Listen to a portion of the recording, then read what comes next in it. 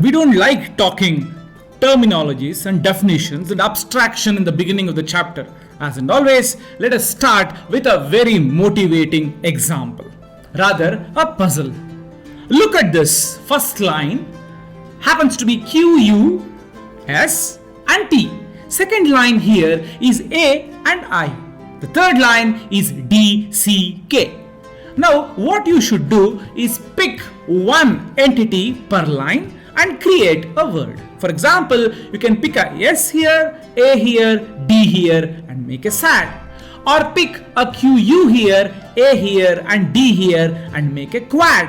So on and so forth. Let us try all possibilities.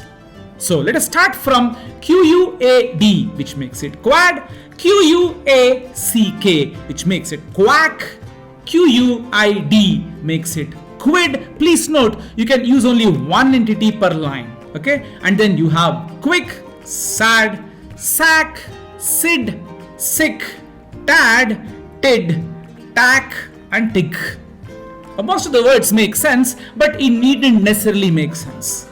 The question is, in how many ways can you create words? Not necessarily valid dictionary ones, but all possible words. As you can count here, you have created 1, 2, 3, 4, 5, 6, 7, 8, 9, 10, 11 and 12 words, right?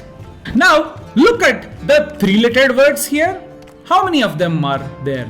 Sad, sid, tad, tid, 4 of them. Look at all the 4-letter words, quad, quid, sack, sick, tack and tick. Look at all the 5-letter words, quack and quick, only 2 in number. Now,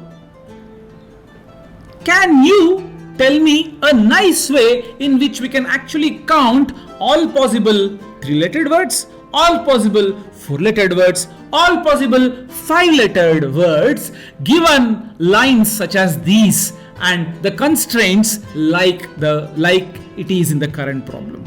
Think about it. How did 4 came about?